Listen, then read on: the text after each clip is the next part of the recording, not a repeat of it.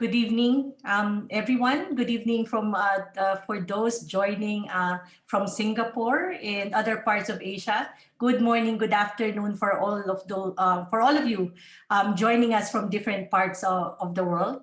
I'm Milag San Jose-Ballesteros. I'm the Regional Director for East, Southeast Asia, and Oceania of C40 Cities Climate Leadership Group.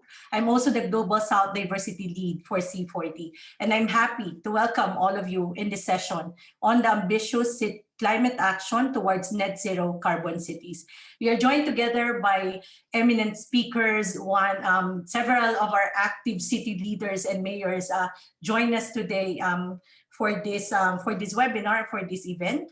And we are glad to be working again or co-organizing this side event with the National Climate Change Secretariat, which is an agency that is part of the strategy group within the Prime Minister's Office of Singapore. We have worked with the National Climate Change Secretariat, or NCCS, the past years and have collaborated with them across various efforts in terms of work within Singapore as well as with the region. And this has been a long-standing partnership as well in terms of us co-organizing an event within the World City Summit. So I'm really glad to be working again with the National Climate Change Secretariat to work and really understand through this event how cities are looking at delivering on their very strong commitment in terms of carbon neutrality by 2050. But a big part of that also is looking at very robust targets for 2030 to be able to contribute to the to having global emissions by 2030. And we would hear more of the specific strategies or key things that really the cities are looking at in terms of implementing in the next decade. So the purpose of this session is to bring city mayors and leaders together to discuss key issues on climate change and sustainability of cities and provide a platform for mayors to showcase their respectful cities' climate action plan, reflecting the global urgency of the climate action and key climate initiatives being driven by C40 cities. Again, we cannot discount that when we talk about the current situation, delivery on the climate crisis or addressing the climate crisis is very much a part of the conversation as well when we talk about delivering on sustainable and just recovery from the pandemic. And I think in terms of just the conversation today, those are the key areas we would center on. So looking very much to everyone's active participation. There would be a Q&A after the panel discussion, but to kick off and start off the conversation this evening, we would like to hear the opening address by Mr. Desmond Tan, the Minister of State for the Ministry of Sustainability and the Environment of Singapore. And we will hear the opening address from the Minister of State through a pre-recorded video message to also hear about what Singapore is looking at, as well as welcome everyone. Good evening. I thank C40 Cities and the National Climate Change Secretariat for co-organizing today's webinar on ambitious climate action towards net zero carbon cities. This is a timely and relevant topic. Our cities have a profound impact on the climate. Home to more than half of the world's population, cities account for nearly 2/3 of global carbon emissions and more than 3/4 of total energy consumption. As urbanization intensifies, the fates of our cities and the climate will become more deeply entwined than ever. Recognizing the need for urgent and substantive action in the face of a global climate emergency, hundreds of cities worldwide have ramped up their climate commitments and undertaken ambitious strategies to achieve net zero emissions. And this is despite the ongoing COVID-19 pandemic. It is heartening to see this global momentum grow. In fact, many cities have seized the window of opportunity to prioritize a green recovery as they begin to rebuild, laying vital groundwork for the transition to a low-carbon future. Every city has a unique path to net zero. As a small city-state with limited alternative energy sources, land and manpower, Singapore's trade-offs are much starker than what most cities face. our carbon emissions set real cross-cutting constraints on our development and the everyday lives of Singaporeans. But we are determined to overcome these constraints through careful long-term planning and innovations in policy and technology.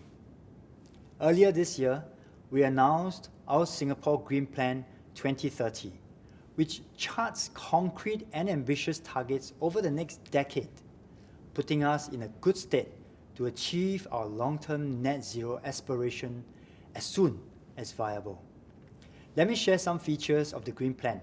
First, we will pursue an energy reset by improving energy efficiency and using cleaner energy. We have enhanced our support for industry to spur the adoption of more energy-efficient technologies and practices. We are also pressing on with plans to maximize the deployment of solar energy, our most promising renewable energy option. Amidst the various competing demands for land, we are scaling up the installation of solar panels on rooftops as well as reservoirs. This will quadruple our present solar capacity to 2 gigawatt peak by 2030, making Singapore one of the world's most solar-dense cities. We launched an initiative on low-carbon energy research to catalyze the growth of technologies such as low-carbon hydrogen, carbon capture, utilization and storage, and to develop such solutions for the region and beyond. Within our built environment, we will raise sustainability standards under the latest edition of the Singapore Green Building Master Plan. We will retrofit existing buildings and ensure that the vast majority of new buildings achieve best-in-class energy performance. We are also embarking on major infrastructural upgrades to electrify our vehicle fleet. For example, we will install 60,000 electric vehicle charging points island-wide by the year 2030, and to phase out all internal combustion engine vehicles by 2040. Second, we will establish Singapore as a livable and enduring city in nature. We have already commenced efforts to plant 1 million more trees across the island, expanding our carbon sinks and incorporating more greenery throughout our urban landscape. Our vision is that every household will be within a 10-minute walk from a park. Third, we will partner our local communities in a push for more sustainable living. By nurturing a zero-waste mentality, we aim to reduce the amount of waste sent to our landfill by 30% by the year 2030. And we'll front-load our efforts to achieve a 20% reduction by 2026. We will promote greener commutes by investing in public transport infrastructure, expanding our rail network, and encouraging walking, cycling, and active mobility. Our government will lead the change through the greengov.sg initiative.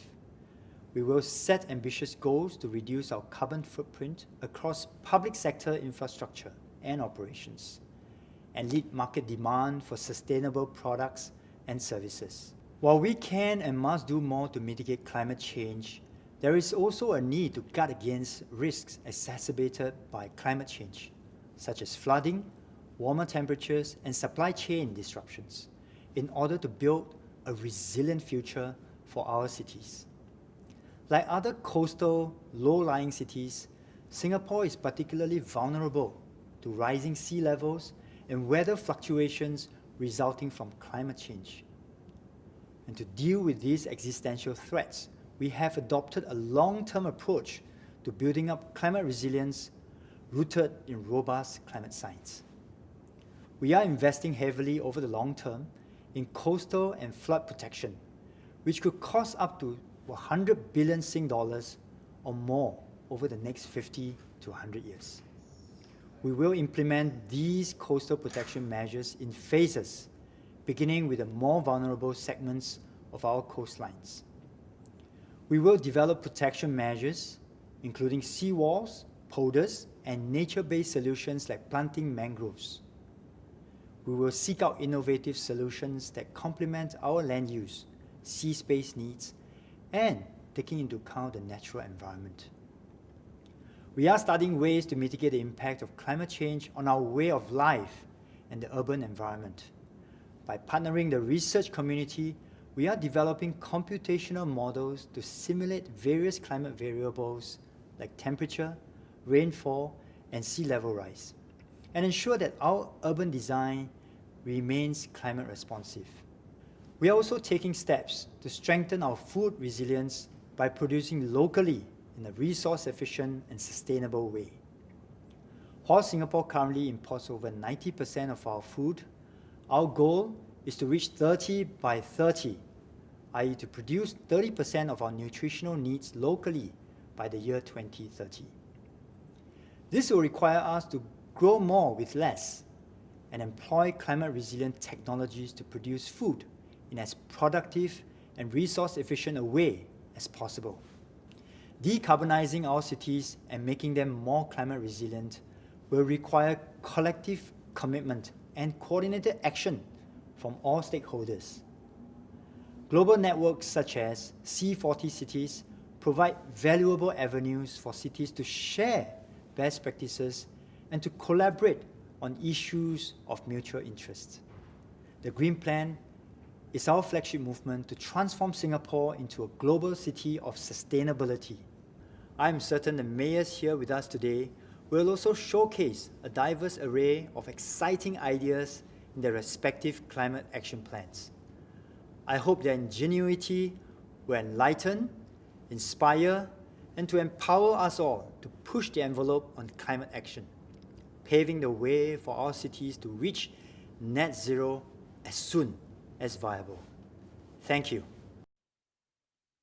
Thank you very much for those inspiring examples, I guess, in terms of key initiatives from Singapore. And I think the Minister of State's message sets us up in terms of the conversation that we're looking forward to and hearing from the cities on this. We have today three mayor and senior city officials really joining us, coming from a very diverse sort of like backgrounds and context. But I think one of the key things that really cuts across when we're working with C40 Cities is the leadership that comes across and the commitment from the cities and the real commitment to actually look at the challenges and deliver on what needs to be done and really work towards concrete implementation. So just quickly before we go into the panel discussion, I would just like to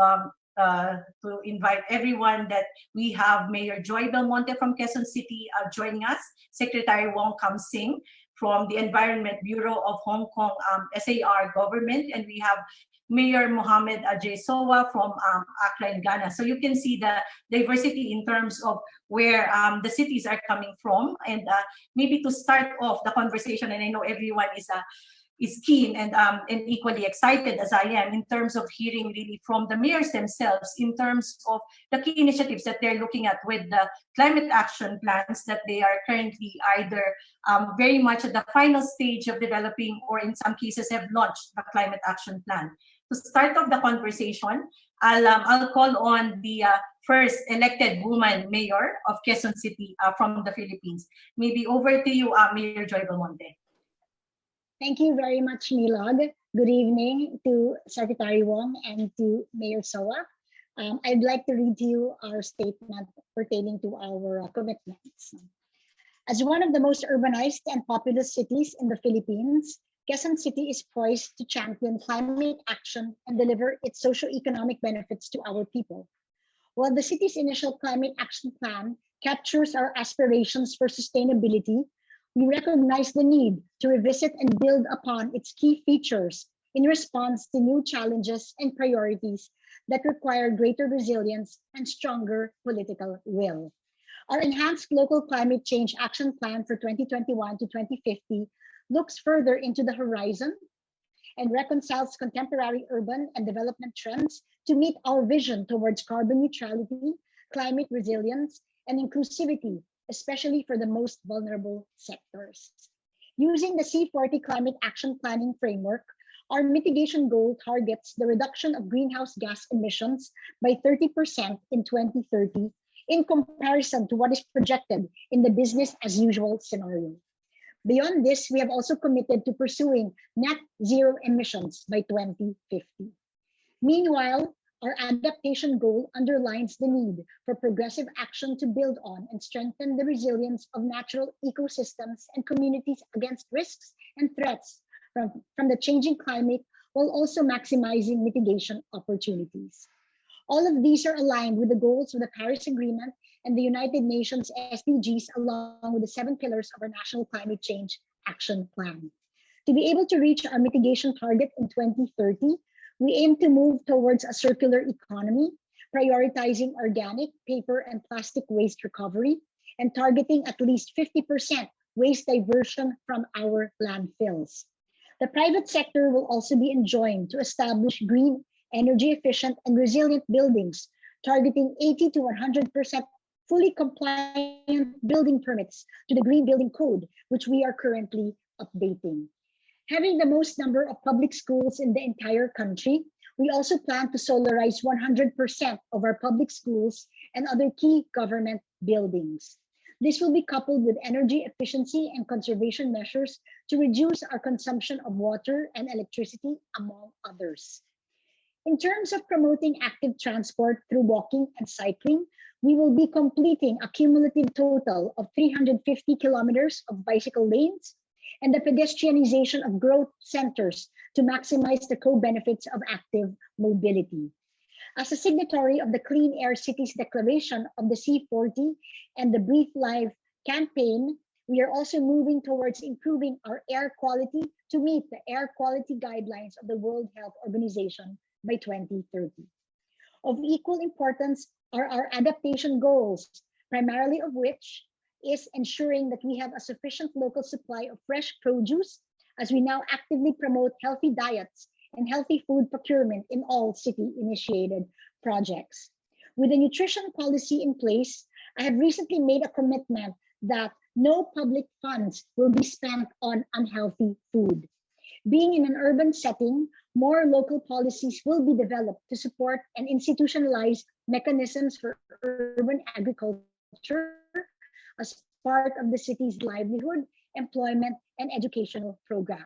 To date, we have already established 166 urban farms across the city with partnerships from various sectors, including the church, civic organizations, national government agencies, academic institutions, and local community groups. For green space development, community and neighborhood open spaces will be transformed into green corridor networks as a nature-based solution to reduce heat and drought. We have recently opened a 5.39-kilometer pedestrian corridor that links major roads, transport hubs, and commercial districts, allowing interconnectivity and encouraging more people to walk and enjoy adjacent pocket parks developed from idle lots. In terms of water security, at least 30% of our local communities will have fully operational rainwater harvesting facilities, prioritizing drought-stricken and vulnerable communities, while also decarbonizing the water sector through the use of highly efficient water fixtures and expanding wastewater treatment plants. Flood mitigation also needs to be strengthened, along with forecasting and pre-disaster risk assessments, while prioritizing the resettlement of those living within danger zones through in-city socialized housing projects. Indeed, we are challenged by all the work that needs to be done. However, even as we see these as opportunities to uplift and improve the lives of our citizens, we are also driven by the goal of building a more resilient, inclusive, and sustainable city. Thank you to the C40 Cities Climate Leadership Group and the National Climate Change Secretariat of Singapore for giving Quezon City the opportunity to share some of the initiatives and targets outlined in our Climate Action Plan. Thank you very much, and good evening, or good morning, or good afternoon to everyone. I hope you can hear me well. Thank you very much, Mayor Joy Belmonte. I know there was like numerous suite of measures. I think what resonated is, of course, clarifying in terms of integration of mitigation and adaptation measures, that when we talk about decarbonization necessarily within the region as well as globally, we need to address adaptation as well. the mention of vulnerable communities and how to make really climate action an inclusive one with participation of communities, but at the same time really focusing on the impacts of these measures in terms of the frontline residents that that you work with. Before we go in deeper in terms of just looking at those measures and maybe having questions from our participants, I would like now to call on Secretary Wong Kam-Sing from the Environment Bureau of the Hong Kong SAR government. I know Secretary Wong has been with the government since 2012, right? And so a rich experience to share. But one of the key things is really now that Hong Kong has declared carbon neutrality, or the target of carbon neutrality by 2050, I know these are exciting times for the city as well as Secretary Wong. So Secretary Wong, I'm happy to hear your thoughts and perspectives on this. Okay, thank you very much. Dear mayors, thank you for having the opportunity to have the exchange. As mentioned, Hong Kong announced our carbon neutrality pledge last year, that is to achieve carbon neutrality before 2050. And this year, we'll update our Hong Kong's climate action plan. Today, I would like to share with you what we've been doing in the past 5 years after the COP21 held in Paris in 2015, and what we are doing this year. In 2016, after the COP21, we did a number of things to set the scene. For instance, we set up a high-level steering committee within the government to be chaired by the #2 within the Hong Kong Special Administrative Region government and attended by all the ministers as head of the relevant department to help to take up a whole government approach to tackle the climate actions. And then in 2017, we launched Hong Kong's first comprehensive climate action plan, 2030+, setting out targets plus 3 other climate action aspects. That is, we call the ARM. A stands for adaptation, R stands for resilience, and M stands for mitigation.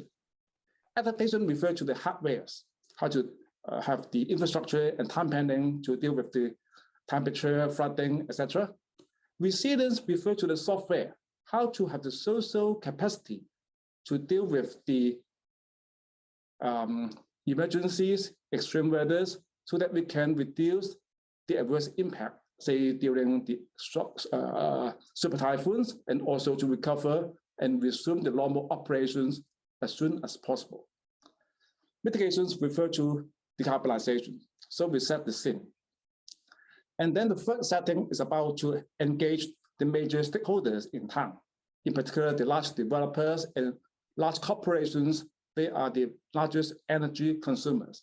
The government set the role model. For instance, at that year, we set a goal is to reduce 5% of the total government buildings energy within 5 years by 5%, and ask the major developers to do in a similar way. We call this 4 T's: target, timeline, transparency, together. The response has been positive, and we set collectively a similar target to that of the government.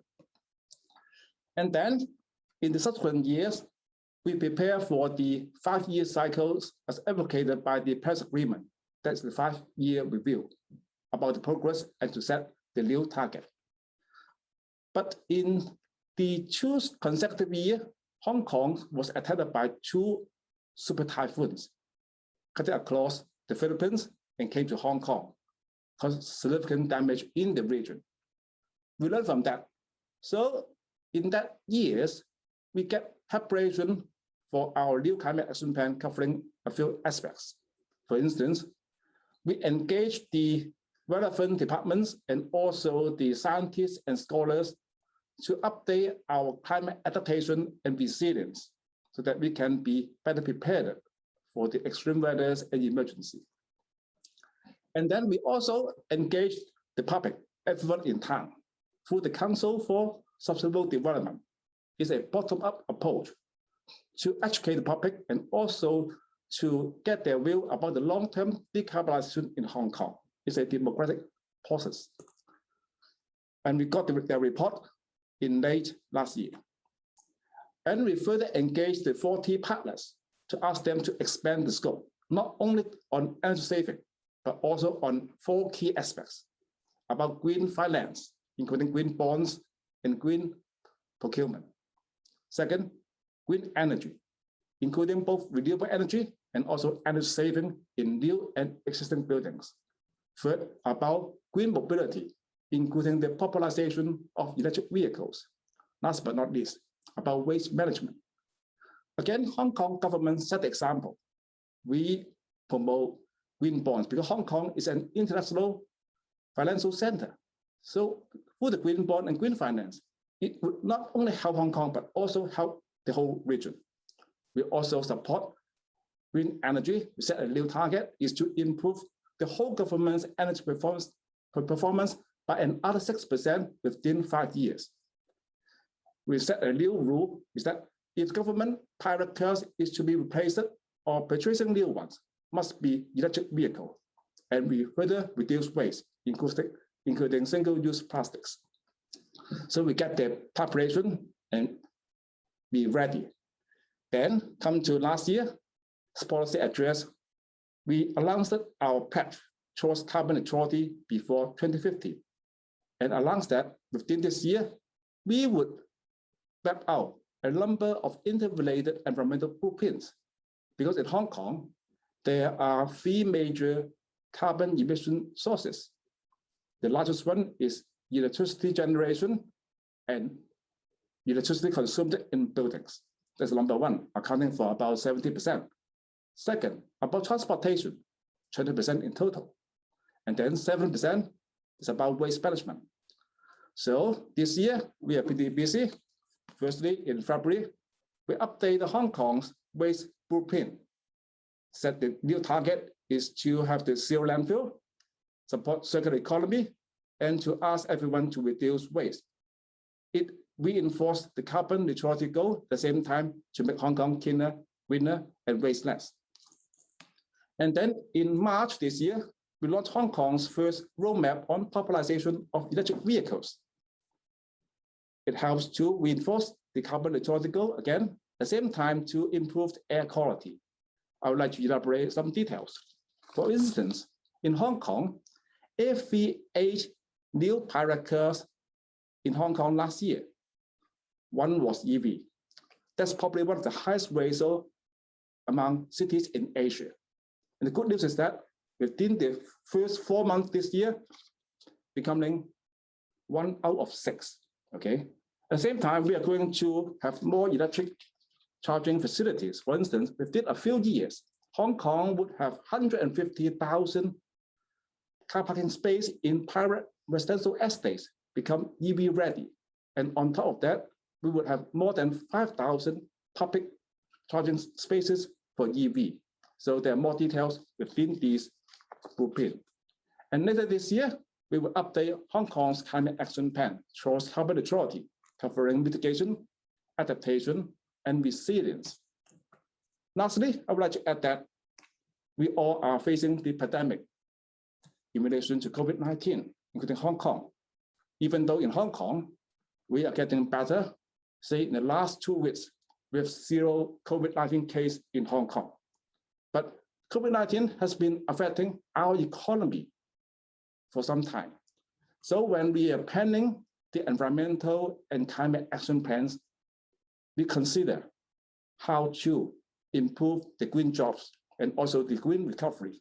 For instance, last year, this year, we intentionally create short-term jobs to help those in need for different ages and also including the young people and also the fresh graduates.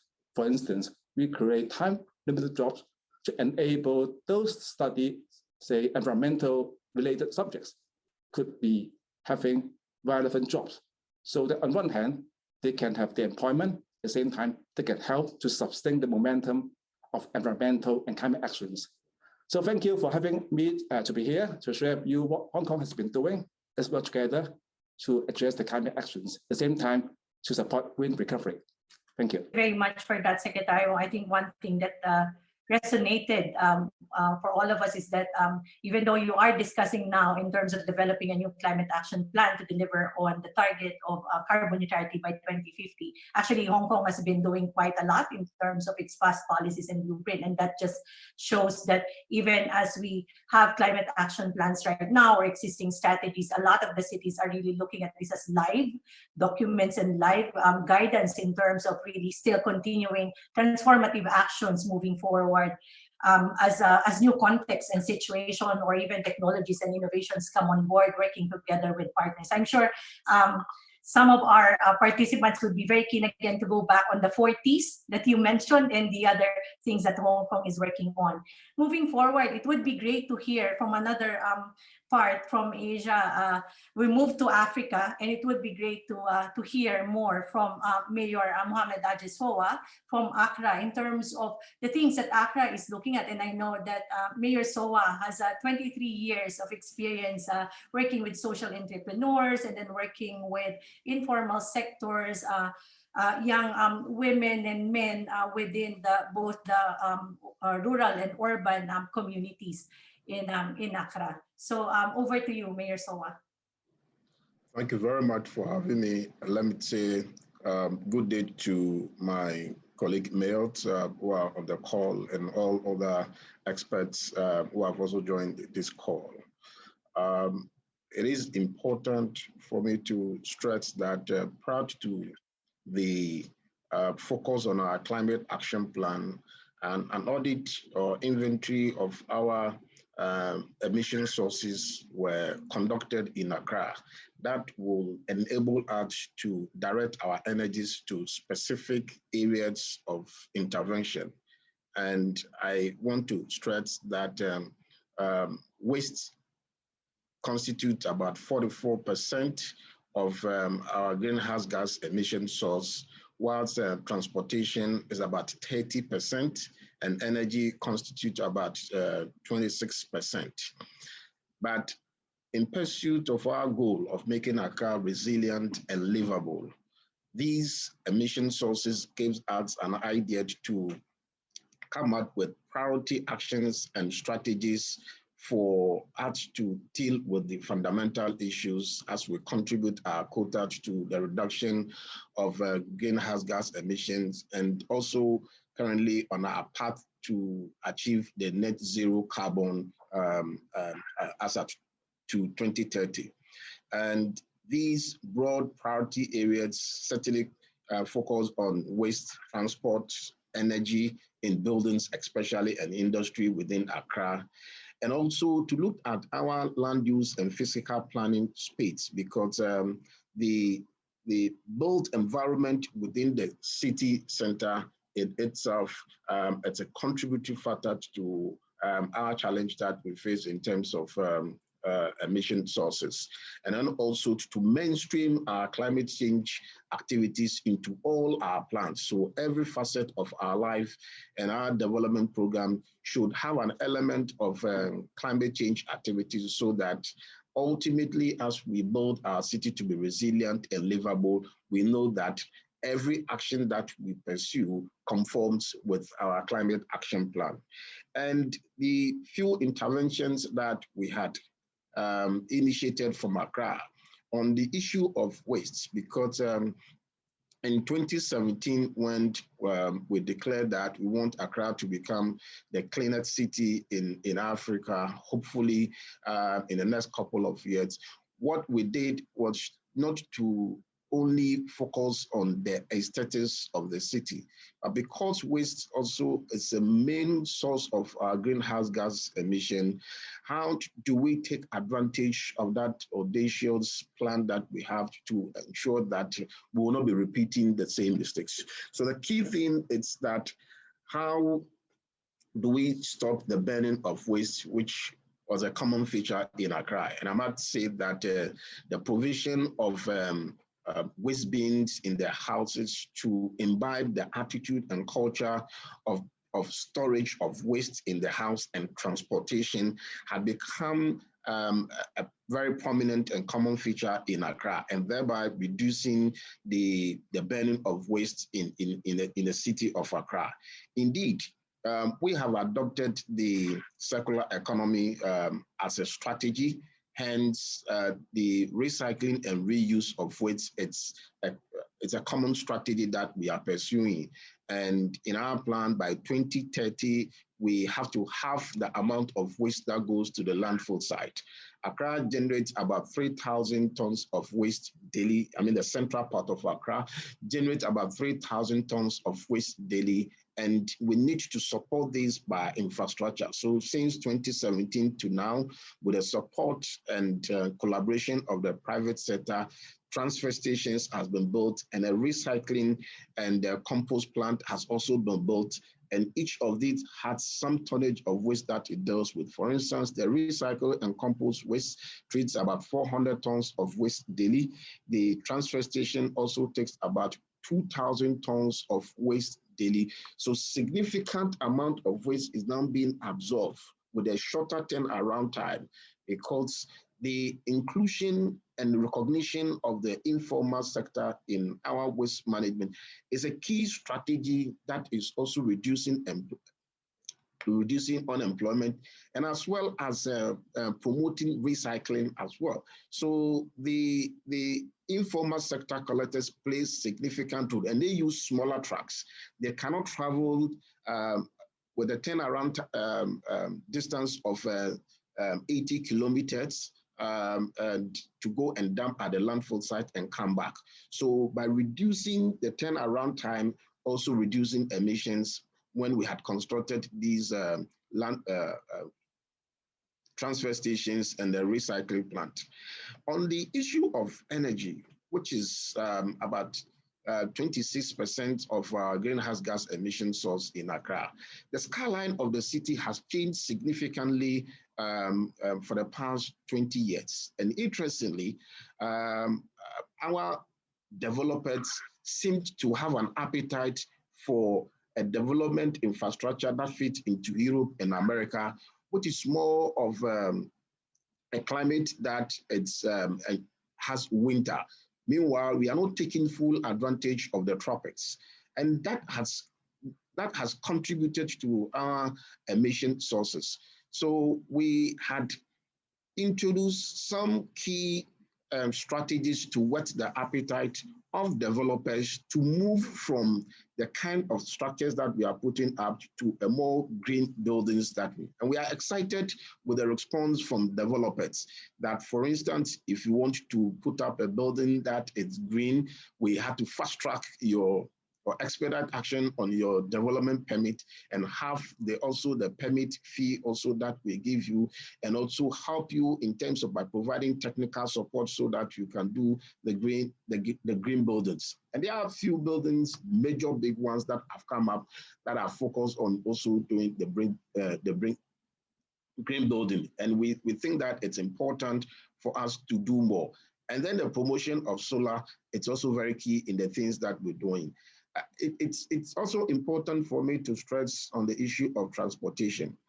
It's very clear, and studies have shown that 70% of our road network is occupied by single occupant vehicles, and we need to quickly reverse this by a strategy so that we can reduce the emission sources from transportation. And that's why we have introduced the low emission source buses into the system. The ultimate is to do a bus rapid transport system, but we are currently focusing on the infrastructure. So we have introduced a quality bus system, which is a hybrid of the old system and then the bus rapid transport system. And the intention is to reverse the status quo, what we are also facing now. We are also aggressively increasing our pedestrian pathways to promote safe walkability, and because 52% of commuters in Accra do so by walking, and by providing these pedestrian walkways is also important. Just a couple of 2 years ago, we embarked on aggressive greening of the city, and so we're planting 100,000 trees almost every year. COVID came to stall it somewhere last year, but this year, the whole nation decided to plant 5 million trees. And Accra was no exception. We are aggressively pursuing it.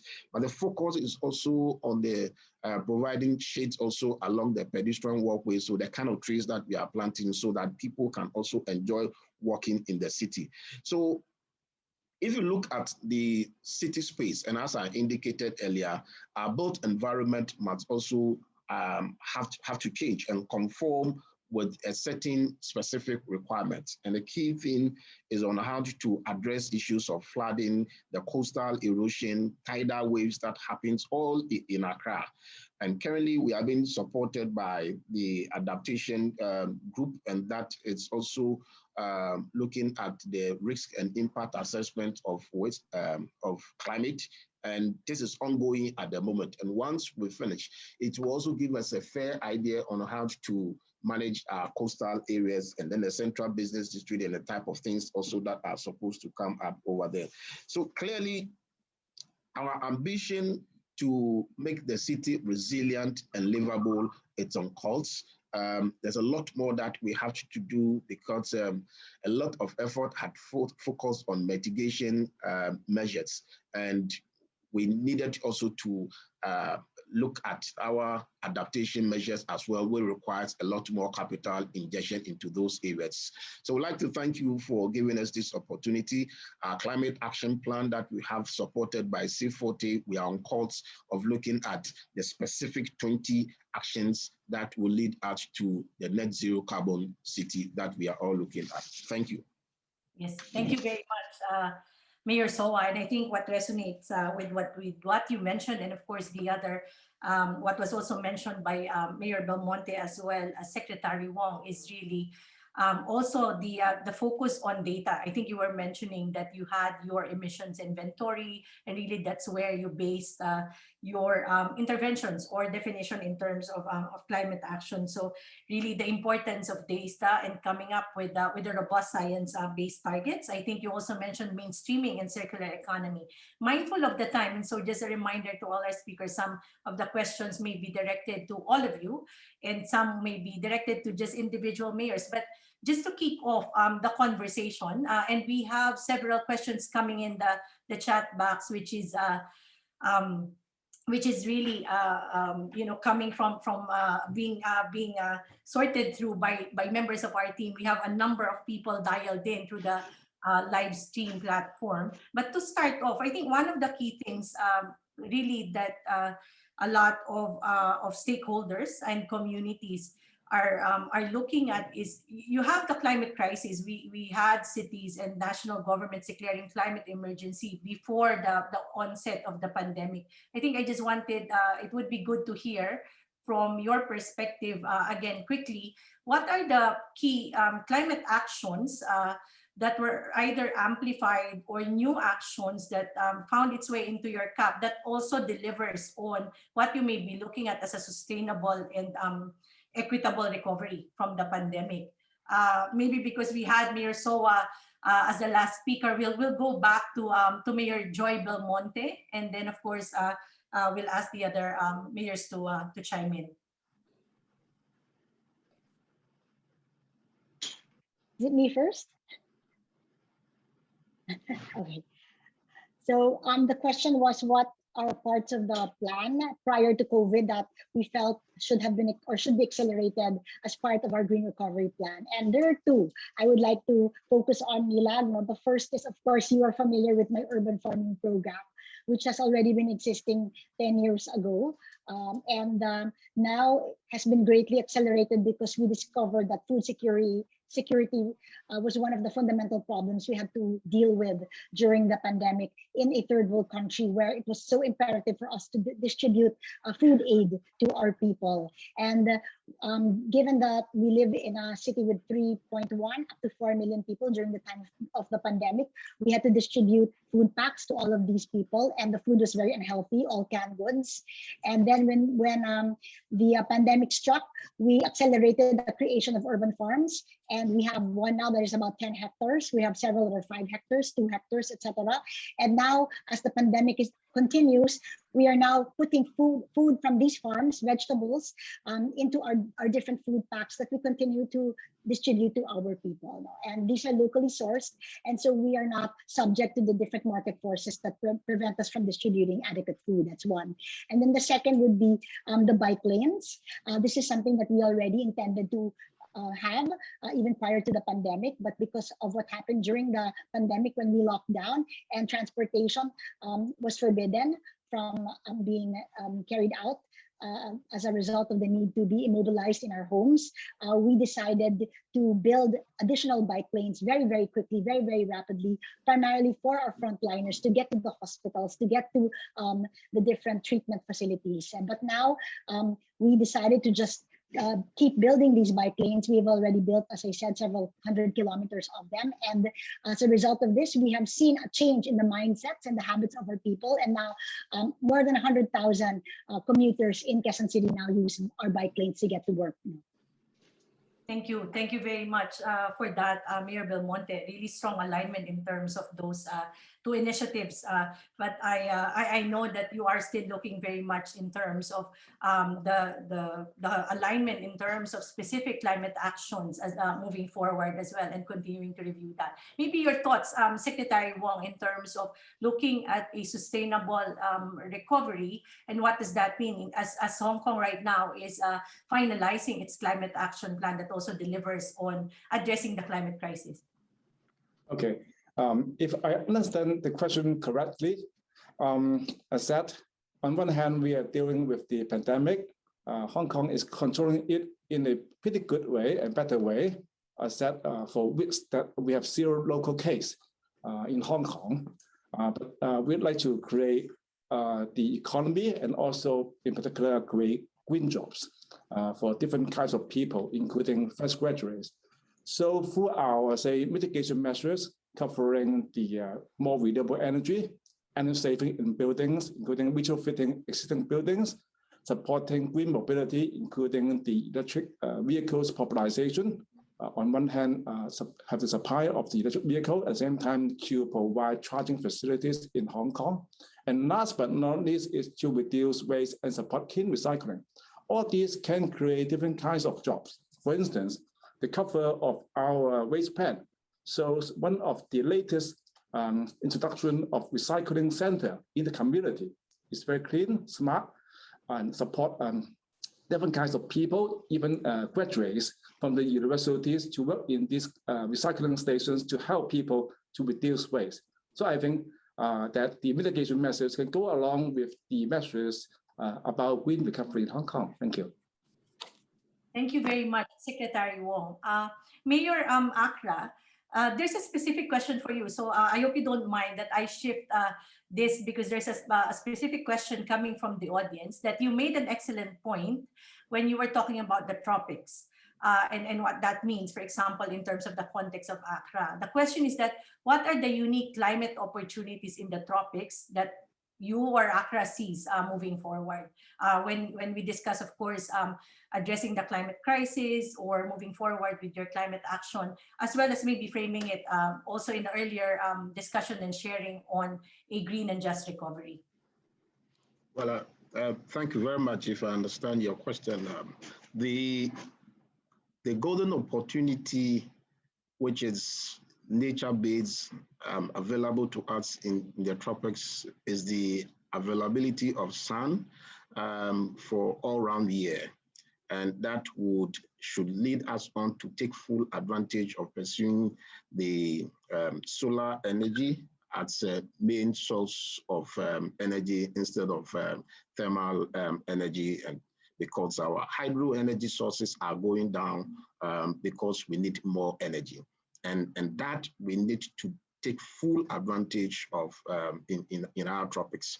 Unfortunately, it's something, the initial cost of solar energy has been a deterrent or a demotivating factor for a lot more people, and because and then they tend to pursue what we're currently doing by making sure that, okay, you have to pay over a period of time. So we are looking at a cost element and a financial model that will encourage the people to go for more of solar energy in our part of the world, because that's what we have at the moment. And then in our recovery strategy, one of the key things that we've realized is the fact that inclusivity has to be a major strategy point, because we are living in a city where 80% of the people are working in the informal sector. 90% of new jobs are created in the informal sector. And it appears that the talk of climate change seems to be a big talk for the big people, and then the more of the informal sector artists probably do not appreciate and understand some of these things, and how to break it down for all of them to understand and make sure that they are part of the overall strategy that we are embarking on is absolutely important. So we are happy that C40 recently has appointed an officer in charge of inclusivity who is helping us to shape our strategy so that we can pursue the strategy of inclusivity. It's extremely important, or else we'll be developing with only 10 to 20% of the city, and that cannot lead us to achieve our net zero carbon that we are looking up to. Thank you very much for that, Mayor. So I think this leads us, there are a number of questions coming in the chat box, but I think this leads us to one question in terms of what the cities referred to earlier when you talk about circular economy, consumption as well. The question is that, would the need to convince and change mindsets, behaviors of communities be considered as a large barrier to climate action? And maybe extending that, what is the city doing towards that to ensure that there's really effective implementation of the climate action, wherein you have various stakeholders involved? I'll just turn over first to you, Secretary Wong, on this. Okay. I think your question is mainly about, say, the circular economy. As mentioned earlier, that we have the waste blueprint, that one of the objectives is to support circular economy, zero landfill, and also waste reduction. Certainly, there are a whole range of measures to drive that, but I think there are at least two major issues that we are working on. One is that the polluter pays principle. That means the more you throw away, then the more you have to pay. So we are considering a new law that I hope could pass the lawmakers very soon, is to be implemented in Hong Kong, is that is the waste charging for everyone in town, including the households and also commercial and industrial sectors. That would change the landscape in Hong Kong. But before that, people would ask for more waste recovery. So in the past few years, we are investing in different waste recycling initiatives. In the past, we let them to be driven by the private sector. But due to the global and regional change in the recycling industry, that the Hong Kong government now changed the policy. We step in, say, to subsidize those recycling activities not really profit-making. They cover food waste, paper, plastics, glass. That cover almost 80 to 90% of the household solid waste in Hong Kong. So that means on one hand, we provide incentive. At the same time, we give them the waste charging so that the push and pull can help to change the landscape in Hong Kong and also be conducive to the circular economy and industrial innovations. Thank you. Thank you very much, Secretary Wong. And Mayor Belmonte, maybe a quick perspective from your end on this. Yeah, very quickly, Milag, yes, I agree that mindsets are an obstacle to our implementation of our climate action plans. However, these are not insurmountable. And I would like to give one example. I think that everybody's familiar with. This is our legislation banning the use of single-use plastics, but not only single-use plastics, eventually all single-use materials that tend to fill up our waste stream.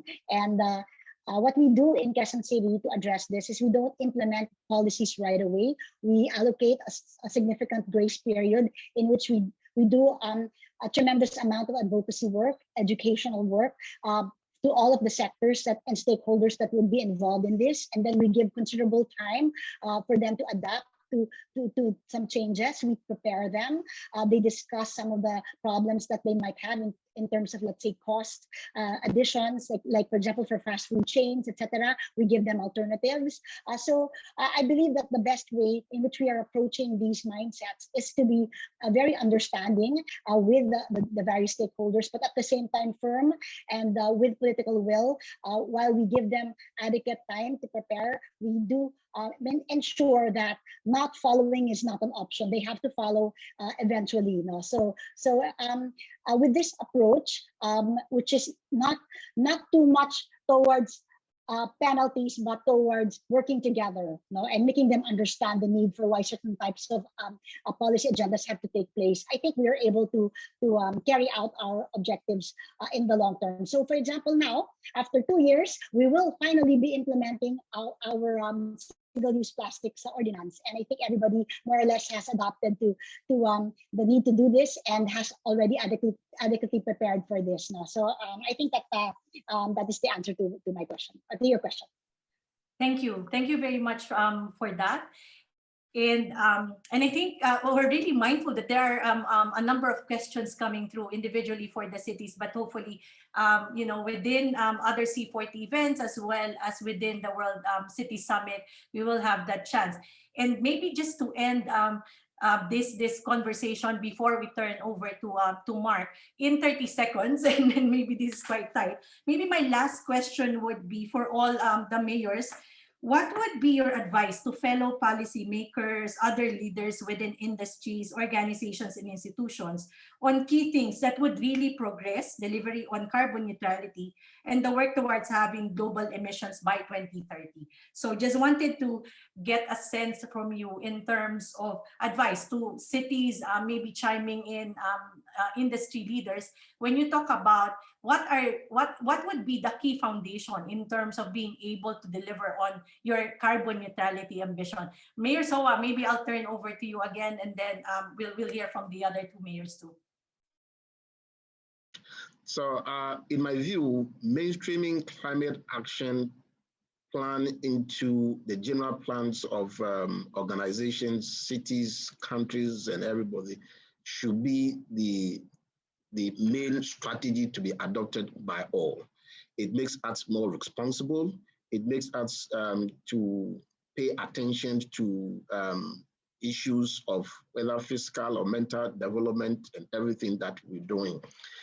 Once we consider climate action as a silo strategy, leaving out other things that we are doing, it will not yield the necessary impact or the desired goals that you are looking at. And that's why in the city of Accra, in our key strategy that we have adopted, is to mainstream climate action into all our plans that we have. So whether you are building a school, you are constructing drains, you are doing whatever that you are doing, be mindful of the climate and the materials that you use, the impact that it makes. It makes all of us very responsible, and I will advocate for us to make sure that. And by so doing, we'll be able also to break the discussion of the climate change to the level of the ordinary person, also to appreciate that. For now, it appears that there's a bit of disconnect between what the ordinary person is doing and the main things that we are doing up there. So how do we make it responsible and be part of our life so that we will be able to make sure that we bring everybody along in our pursuit of the net zero carbon cities? Thank you very much for that, Mayor Soa. I'm mindful of the time, and I was just advised that the live stream will cut off. But I think because this session is being recorded, so we can share the full recorded session, and we would like to hear, of course, from Secretary Wong and Mayor Belmonte, and of course, Mark. So for the participants, we would like to, for those dialed in, we would like to thank you at this point for really joining us from all over, from Singapore, from other parts of Asia and globally. Just to take note that this will be recorded and will be shown within the World Cities Summit platform. And so you can avail of this. But thank you very much. We will still continue having the thoughts from Secretary Wong and Mayor Joy and Mark, extending a couple of minutes more. But please do access the recording so that you can see their remarks as well. But we will continue within our platform. So Secretary Wong, over to you. And then of course, after that, Mayor Joy. I would like to highlight the partnership is very important. So that's why in Hong Kong, we have the so-called 40 partnership scheme, setting out the key target, like the carbon neutrality timeline before 2050, and having the data transparency and togetherness. Then we can get close to the target. And Hong Kong government set the role model that we set our own 40 targets, so the other big corporations can follow. Good news is that after we announced the Hong Kong government's pledge for the whole Hong Kong, many big corporations, including universities, are setting out their carbon neutral plan and targets. So we are moving closer to our vision. Thank you. Yes. Thank you very much. And maybe very quickly, Mayor Joy, before we move for Mark's closing. Yeah, very, very quickly, I agree with Secretary Wong. So it has to do with data, evidence. You have to start with that. You have to have baseline information. Then you have to have targets, like mentioned by Secretary Wong. And then you have to have your key performance indicators or your measurables. And then, of course, the plan is the one that ties all of that together. And that is my greatest advice to all LGUs. Thank you. Thank you very much, Secretary. Thank you very much, Mayor Belmonte. And Mark, over to you. I know we're running out of time, but I would be keen to hear your perspectives on this and closing this session. Yeah, it was a really, really wonderful session. I loved every minute of it. I'm always inspired listening to C40 mayors, but I thought that was a particularly good session. And that, for me, what I really took from that, the benefit of having a really robust, data-driven plan for how to deal with the extraordinary breadth of things that has to be done to halve global emissions in a decade really came across in everything from each city. I know in C40 we've set these targets, agreed these targets between every city that everyone is doing their fair share to halve by 2030. But now, of course, the challenge is to get hundreds, thousands of other cities doing the same. So I hope lots of other mayors see this session today, because I'm sure it will be an inspiration, and it's a real privilege to work with you all. I am going to have to finish as I have a call with another of our mayors, Mayor Khan, who's waiting for me, and I need to join him on a Zoom call. Thank you very much, Mark. And again, thank you very much, Secretary Wong, Mayor Soa, Mayor Belmonte, for giving us your perspectives. I know there's still a lot to share.